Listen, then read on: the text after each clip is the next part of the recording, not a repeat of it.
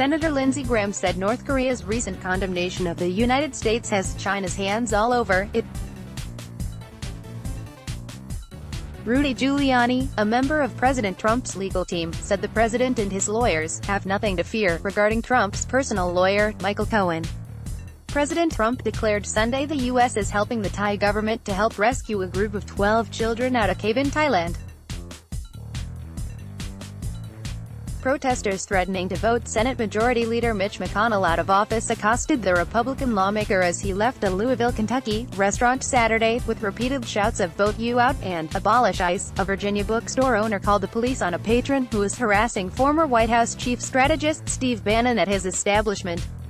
The Department of Homeland Security has made no indication of how it plans to respond to a late June request from Guatemala, formally asking the U.S.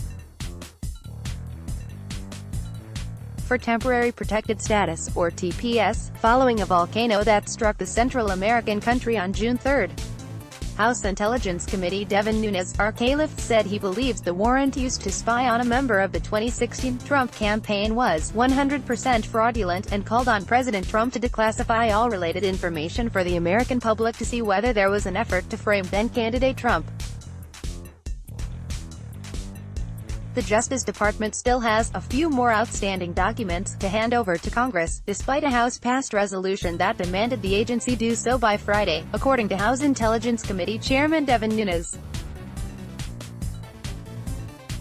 A lot of people in Washington, and I mean a lot, aren't especially pleased with the fact that President Trump will be sitting down next to Russian President Vladimir Putin on July 14, with only a couple of translators, no note-takers to document the conversation, and no advisors present. Bilateral meetings between heads of state are typically highly choreographed affairs. After a few photographs are taken of the two leaders smiling and shaking hands, both go into a conference room with their aides and begin discussions. The aides are included in the dialogue both for insurance purposes and for backup. Trump, however, is not the kind of man held captive to conventions. Members of Congress responsible for almost a dozen attempts to repeal the two-term limit on being president have not reintroduced their bills since President Trump took office.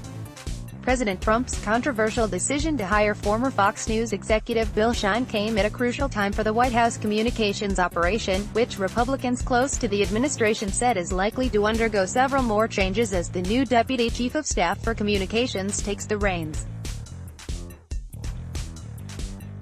The names of 49 heroes are etched on the plaque of the Bladensburg World War I Veterans Memorial, erected by Gold Star Mothers and the local post of the American Legion.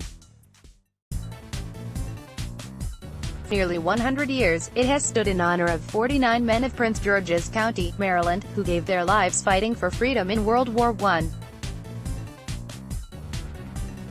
The unveiling of President Trump's Supreme Court nominee on Monday will immediately shift the focus of the Senate to confirming that pick in a few short months, and create a frenzy as GOP and Democratic senators try to steal a handful of votes in the middle that will determine the outcome.